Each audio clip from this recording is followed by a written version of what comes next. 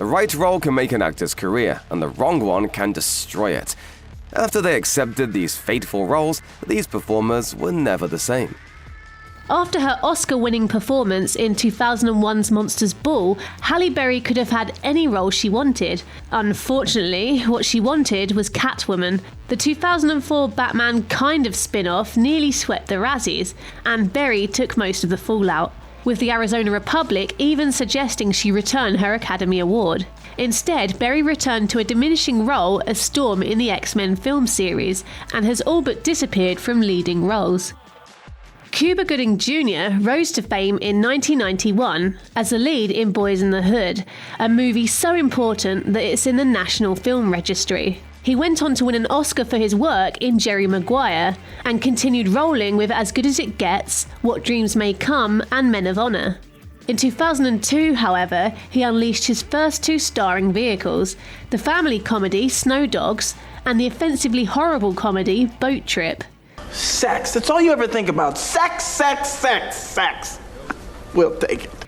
Both were critical disasters, but at least Snow Dogs made money. With his credibility blown, Gooding only made things worse with later Razzie-nominated roles in Radio, Norbit and Daddy Day Camp. What could possibly go wrong? Of the 18 movies he released between 2008 and 2013, all but 5 went straight to DVD. From critically acclaimed performances in Steven Soderbergh's Traffic and P.S., to starring roles in Win a Date with Ted Hamilton and In Good Company, former That 70s Show star Topher Grace seemed poised for full-time movie stardom. Then he signed on to play Venom in Sam Raimi's overwrought Spider-Man 3. Ooh, my spider sense is tingling. If you know what I'm talking about. Although the movie was still a blockbuster, Grace's performance was loathed by fans. He still found roles in Predators and Interstellar, but Spider-Man 3 diminished Grace's viability as a leading man. Still, at least he wasn't the worst thing about the movie.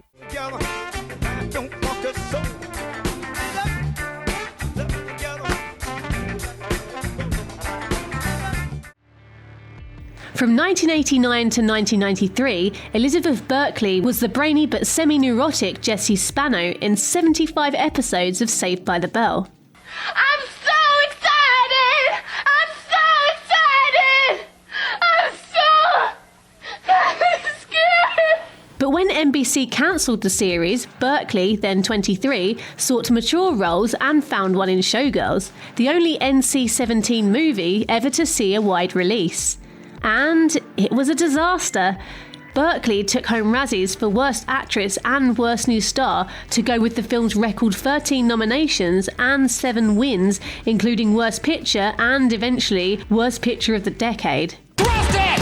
Thrust it! Come on, thrust it! Bob! Okay. That's enough. Thank you, ladies. During the latter half of the 1990s, one of Hollywood's biggest emerging stars was none other than Brendan Fraser. The American-Canadian actor originally gained widespread appeal through comedies like Encino Man and George of the Jungle. His biggest hit, however, came in the form of a soft remake of a classic 1932 horror film, 1999's The Mummy, starring Fraser as American adventurer Rick O'Connell. The Mummy went on to gross over $155 million worldwide, sparking a franchise that would spawn 2 sequels, a spin-off film series, and an animated show over the next 10 years. Both sequels, The Mummy Returns and The Mummy: Tomb of the Dragon Emperor, managed to rake in far more than their predecessors. Despite this string of great successes as a leading man, Fraser would soon fade from the public eye.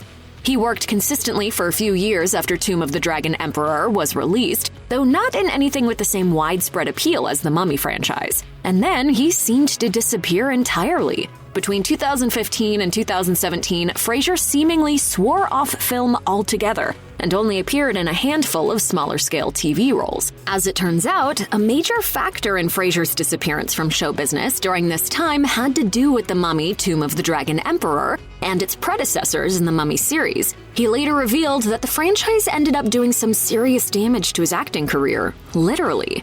In an interview with GQ in 2018, Fraser candidly revealed one of the things that caused his Hollywood hiatus Essentially, he was at the end of his rope from overexertion and injuries. By the time I did the third mummy picture in China, I was put together with tape and ice. Screw cap, ice packs, and downhill mountain biking pads because they're small and light and they can fit under your clothes. I was building an exoskeleton for myself daily.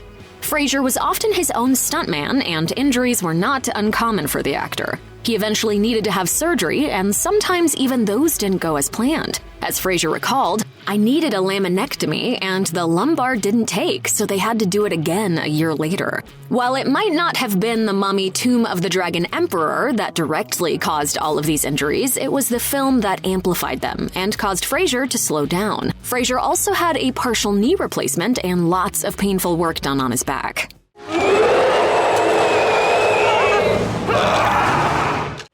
Additionally, the actor needed to have his vocal cords worked on. Fraser remembered being in and out of hospitals for just under 7 years. He was broken and exhausted, and enough was enough. In a sad comparison, Fraser compared himself to a George Orwell character. "I felt like the horse from Animal Farm, whose job it was to work and work and work." Orwell wrote a character who was, I think, the proletariat. He worked for the good of the whole, he didn't ask questions, he didn't make trouble until it killed him. Back when movie studios were tripping over each other to put out teen slasher flicks and rom-coms, Freddie Prinze Jr. was a young man in high demand. He starred in 1997's I Know What You Did Last Summer and its 1998 sequel, then went on to cement his position as a Hollywood heartthrob with 1999's She's All That. How's it going? Who the hell does she think she is? I have 2,000 girls in this school and I could bump monkeys with every one of them. The new millennium brought a change in fortunes for the actor. While filmmakers were still keen to put out Freddie-fronted romantic comedies, audiences became less interested in seeing them. The actor starred in a string of critical flops in the first few years of the decade, and then decided to try something a little different, playing bleach blonde paranormal investigator Fred in the Scooby-Doo movie. Fred, what's the secret of your success? Teamwork. I do a tremendous amount of teamwork. Despite a good showing at the box office, the 2002 adaptation of the classic Hanna-Barbera cartoon was panned by critics and left Prinze Jr. struggling for credibility, something he more or less gave up on when he returned for the film's 2004 sequel. The actor later revealed that he didn't have fun making either movie, and he retreated to smaller projects afterward, including writing for the WWE and penning his own cookbook. Everyone within a 6-mile blast radius of the studio felt the career aftershocks of Joel Schumacher's epically awful bomb Batman and Robin. But former clueless darling Alicia Silverstone went from a Betty to a Barney faster than anyone. You're about to become compost. Her Razzie-winning turn as Batgirl to George Clooney's begrudging Batman helped spoil the release of Excess Baggage, the poorly received crime comedy that was supposed to be her big starring vehicle. 1995's It Girl quickly became 1997's Has Been. Although Silverstone received an Emmy nomination in 2003 for her short-lived ABC series Mismatch and appeared in 2005's Beauty Shop, Batman and Robin foiled her chance at lasting stardom. It's a story of multiple resurrections. John Travolta became one of the world's most recognizable movie stars in the late 70s after Saturday Night Fever in Grease, but by the mid-80s his star faded somewhat thanks to a string of poorly received pictures. He shot back to the top at the turn of the decade after 1989's chatty baby comedy Look Who's Talking raked in an unexpected fortune of almost $300 million worldwide. But it wasn't until the mid-90s that he became relevant again thanks to Quentin Tarantino and Pulp Fiction. You good looking. You're hot. A string of successful films followed, but he took a serious misstep with 2000's disastrous Battlefield Earth. Widely panned as one of the worst movies ever made, this drastically miscalculated L. Ron Hubbard adaptation cost $73 million to make and returned less than $30 million, sinking Travolta's career once more. Despite his best efforts, he's been unable to claw his way back since. When he won the part of running back Tim Riggins in NBC's football drama Friday Night Lights, Taylor Kitsch gained a cult following, which may have ultimately worked against him. Gawker argued the actor was a victim of the Friends effect, claiming Kitsch fans just didn't want to see him outside his signature role, something the studios didn't count on. In 2012, the actor fronted Disney's disastrous John Carter adaptation. The studio lost $200 million, and John Carter became synonymous with box office bomb. The disappointing performance of Battleship later that year proved to be the final nail in Kitsch's coffin, despite his best efforts at channeling Tim Riggins in the doomed board game adaptation. What seems to be the problem? I want a chicken burrito. Johnny, chicken burrito her. It ain't happening. Chicken burrito her. Kitchen's closed, Hopper. Meg Ryan carved out a reputation as the queen of rom-coms in the 90s, but her squeaky clean image and her career in the movies took a huge blow at the turn of the millennium. Her marriage to Dennis Quaid was on the rocks, and when sparks flew between Ryan and her proof-of-life co-star Russell Crowe, it was the final nail in the coffin. The hostage thriller was panned by the majority of critics, but it was Ryan's real-life fling with Crowe that ultimately derailed the former's career. When Ryan spoke to the New York Times in 2019, she admitted that the fallout from Proof of Life and her affair with Crowe was a big turning point for her career-wise, saying, "I felt the effect, like I was the bad guy." When 2003's In the Cut also bombed, the industry seemed to turn its back on Ryan altogether. She added, "The feeling with Hollywood was mutual. I felt done when they felt done, probably." There's a formula to it. A very simple formula. Everybody's a suspect. Jamie Kennedy was best known for playing horror movie fanatic Randy Meeks in the Scream movies until his ill-fated turn as Tim Avery in 2005's Son of the Mask. The sequel put an end to his chances of becoming the new Jim Carrey and seriously derailed his career in Hollywood. The backlash had such an effect on him that he made the 2007 documentary Heckler, which was about the destructive power of movie blogs, a relatively new medium at the time. Kennedy told IFC, "My whole thing is, review the piece, not the person. If I make a movie about a baby that flies and turns green, that's one thing. But don't start attacking me, my family, my life, and my faith personally." Heckler argues that there is no accountability when it comes to film reviews, something that bothers Kennedy greatly. He said, "How come I'm not getting an offer? Your career starts going, and you're like, am I really a piece of shit? It just breeds insanity." Some critics enjoyed Heckler, but just as many couldn't get past the idea that it was Kennedy's way of lashing out at those who hated Son of the Mask.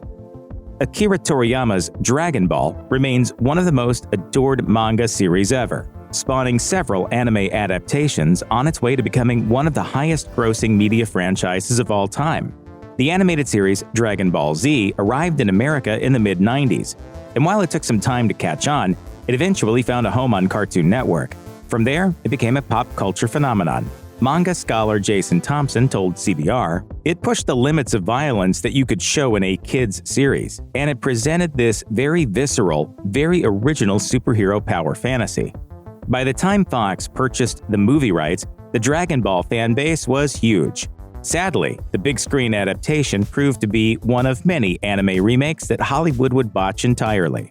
Justin Chatwin seemed poised to become a star after appearing as Tom Cruise's moody son in Steven Spielberg's War of the Worlds. But fans absolutely hated him as Goku, and not just because he was a white guy playing an Asian character. Social Underground's Jeff Sorensen said, "The film version was an emotionless bore." He wasn't alone in his opinion. Dragon Ball Evolution was received so poorly that screenwriter Ben Ramsey apologized to fans, admitting that he was chasing a big payday when he took on the project. Although Chatwin had a popular recurring role on Shameless, he hasn't made an impact on the big screen since. Believe it or not, Dragon Ball Evolution wasn't the worst movie of 2009. According to Rotten Tomatoes, that unenviable title went to Street Fighter: The Legend of Chun-Li, another ill-fated film based on a Japanese property. The first sign that something was amiss was the fact that the movie wasn't screened for critics in advance of its release. Word of just how bad Street Fighter: The Legend of Chun-Li was soon spread, however. It reportedly cost $50 million to make, but only managed to pull in $8.7 million in the United States and around half that amount at the worldwide box office. Kristin Kreuk had been in bad movies before, but she made them while playing Lana Lang in Smallville. In a gross error of judgment, Kreuk left the long-running Superman show to play Chun-Li because the schedule wouldn't allow her to do both. She told Metro at the time, "I just wanted to try something else." Like Kristin Kreuk, Courtney Thorne-Smith left a successful TV show to star in a film that ended up sinking her career. The San Francisco-born actor played Allison Parker on Melrose Place for much of the 90s, but she grew tired of the Fox soap and tried to reinvent herself as a movie star. Unfortunately for Thorne-Smith, her opposite number in 1998's Chairman of the Board was none other than Scott Carrot Top Thompson. In 2018, to mark its 20-year anniversary with a rundown of just how bad the movie actually was, Yahoo Movies shared their disapproval. The leading man takes the brunt of the blame, but Thorne-Smith also comes in for some major criticism. The outlet wrote, "She sinks to Carrot Top's dismal level by donning a Native American headdress, seriously? And then burping the entire alphabet, seriously." In a now infamous episode of Late Night with Conan O'Brien, Norm Macdonald made sure that nobody went to see Chairman of the Board. Thorne-Smith was on the show to promote the movie, but her fellow guest couldn't help but poke fun. If it's got Carrot Top in it, you know what a good name for it would be? What's that, Norm? Box office poison. Turns out, McDonald was right. Chairman of the Board only made $181,233. In the space of just a few years, Italian filmmaker Roberto Benigni went from winning Best Actor at the Academy Awards to starring in a film so bad that it has a 0% rating on Rotten Tomatoes, one of the 10 worst-reviewed films in the history of the website. 1997's Life is Beautiful, which Benigni wrote, directed, and starred in, is a deeply affecting movie about a Jewish father and his child who are thrown into a Nazi concentration camp during the height of World War II. It was worthy of all the praise, just as 2002's Pinocchio deserved the derision it received. Benigni was named Worst Actor at the 2003 Golden Raspberry Awards for his work on Pinocchio, cementing his fall from grace. The fallout from Jake Lloyd's appearance as Anakin Skywalker in Star Wars Episode I, The Phantom Menace, is well documented, but it stands as one of the swiftest and most unpleasant falls from grace experienced by any actor. Just 10 years old at the time of the film's release in 1999, Lloyd's performance seemed to shoulder the brunt of negative reaction to the film. Despite this, Mark Hamill defended the young actor by explaining to Vulture, he did exactly what George Lucas wanted him to do. Online venom from disappointed Star Wars devotees, combined with relentless off-camera bullying by other kids, made Lloyd's life, in his words, a living hell. He retired from acting in his preteens and struggled with mental health issues, including paranoid schizophrenia. In 2015, he was taken to a psychiatric facility after leading police officers in a pursuit that resulted in a slew of charges, including reckless driving and driving without a license. His mother, Lisa Lloyd, issued a statement to Geek News Now in 2018 that her son was living closer to his family, who were, quote, all working hard to help him. Who is that masked man? To find the actor for The Lone Ranger, producer Jack Rather took a tip from Superman producers, who had tapped an unknown named Christopher Reeve to play the Man of Steel, and hired a relative newcomer named Klinton Spilsbury to play his lead. Spilsbury looked the part, with co-producer Martin Starger telling Entertainment Weekly he looked great in the mask. Unfortunately, Spilsbury failed so miserably at delivering dialogue that director William A. Fraser brought in actor James Kitsch to dub all of his lines. What was it like? It's like hell. Spilsbury didn't do himself any favors by flashing some serious movie star attitude toward the cast and crew. He demanded that the film be shot in sequence, picked fights at local bars, and alleged an affair with the designer Halston during an inebriated face-to-face with Andy Warhol for Interview magazine. The Legend of the Lone Ranger opened to scathing reviews in 1981 and disastrous box office returns. Spilsbury bore the brunt of the negative reaction, earning 2 Razzie Awards for his debut film. Having traversed an arc from Hollywood up-and-comer to never was over the course of a single film, Spilsbury retired from acting and worked as a photographer, according to Variety. Actor Michael Beck gained fame by playing gang leader Swan, the hero of Walter Hill's 1979 cult favorite, The Warriors. But Beck had little time to gain any career traction from that film's success. Shortly after, Warriors producer Lawrence Gordon tapped Beck to play the male lead in his next picture, a big-budget fantasy musical built around pop star Olivia Newton-John. While the resulting film, Xanadu, was one of the biggest box office disasters of 1980, it left the careers of most of its principal cast and crew intact, except for Beck. As he told Starburst magazine, I did say, probably somewhere in the early 80s, that the Warriors opened the door for me and Xanadu slammed it shut. Beck found himself in a string of atrocious action films, including the certifiably ridiculous Megaforce, before returning to television in the mid-1980s. There, he found more substantive work through TV movies, such as Wes Craven's Chiller and Douglas Hickox's Blackout. He also forged a second successful career as an audiobook narrator for authors like John Grisham and Michael Conley. And in 2005, he reprised the role of Swan in a video game adaptation of The Warriors. After Earth was an abysmal box office and critical failure. And what was worse was that Jaden took the hit. The son of actors Will Smith and Jada Pinkett Smith, Jaden Smith carved a diverse career path at an early age through music and acting that often resembled his father's Hollywood trajectory. His initial efforts in both mediums were successful. Jaden moved from a minor supporting role opposite his father in The Pursuit of Happiness to a lead role in the 2010 version of The Karate Kid. He also scored a top 10 hit with the Justin Bieber collaboration Never Say Never. Much of this progress, however, was undone by 2013's After Earth, which again teamed Will and Jaden Smith as co-stars. M. Night Shyamalan's science fiction epic about a father and son who return to an uninhabited Earth thousands of years in the future was co-produced by Will Smith, but his star power and a vast marketing budget couldn't save the film from a tidal wave of critical venom, much of which was leveled at Jaden's lackluster performance. Jaden rebounded with the 2018 indie flick Skate Kitchen and a supporting role in Baz Luhrmann's short-lived hip-hop drama series The Get Down. But aside from that, he has largely kept his distance from acting, save for occasional voiceover work for animated projects like Intergalactic. Instead, he is focusing on music and other pursuits. For a brief period of time in the 90s, actor Skeet Ulrich was poised to become a major Hollywood star. He had a string of modest hits, including The Craft, peaking with his appearance as Billy Loomis in Wes Craven's Scream.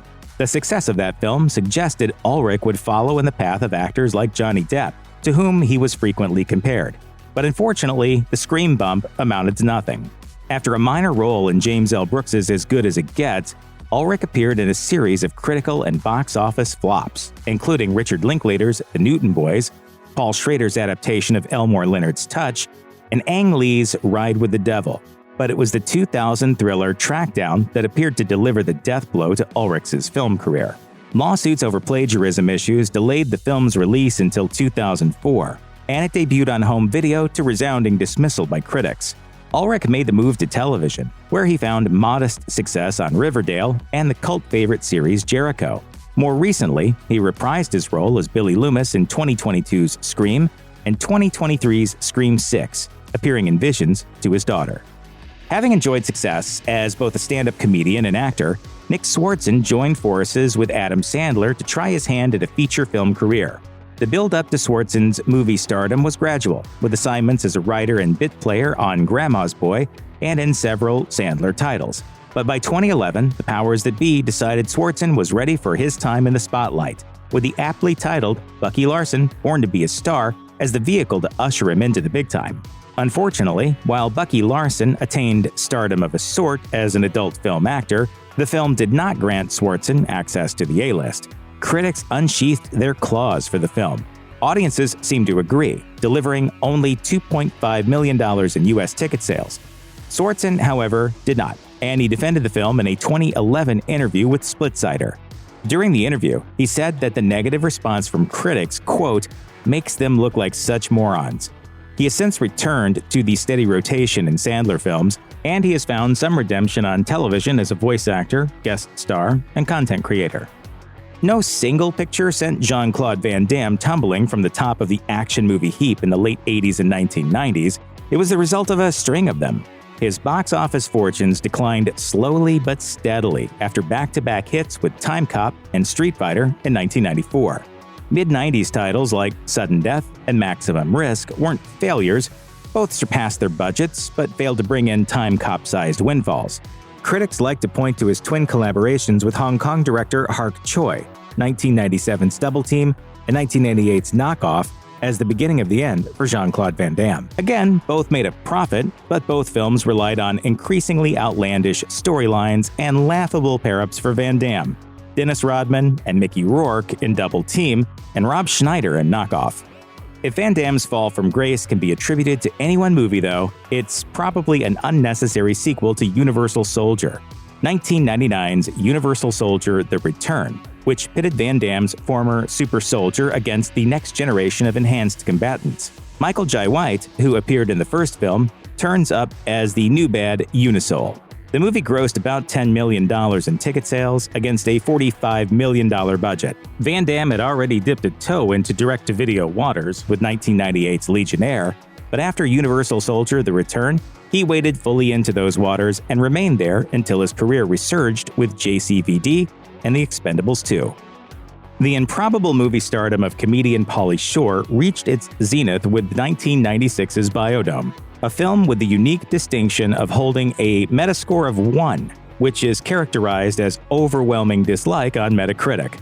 The film was not a financial flop, earning $13.4 million against an $8.5 million production budget, but it was far below receipts for his previous efforts. The modest return, combined with brutal critical response, seemed to indicate that the worm had turned on Shore's film career. This was cemented by the fact that 1997's The Curse of Inferno skipped the theatrical release altogether and debuted on the Movie Channel.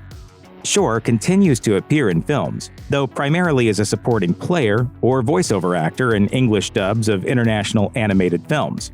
The response to his 2003 mockumentary, Pauly Shore is Dead, was more sympathetic, though it also failed to make an impact at the box office. If you have to go down in history for one role and one role only, it doesn't get much better than being remembered as the kick-ass Buffy Summers, the Slayer, the Chosen One.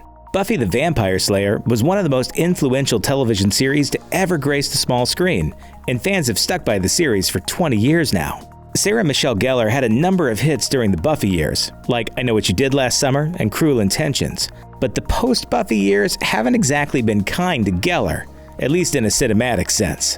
Fortunately, her other pursuits have taken off. In 2002, she married Freddie Prinze Jr., and the two 90s sweethearts now have 2 children. And in February 2017, she published her first cookbook.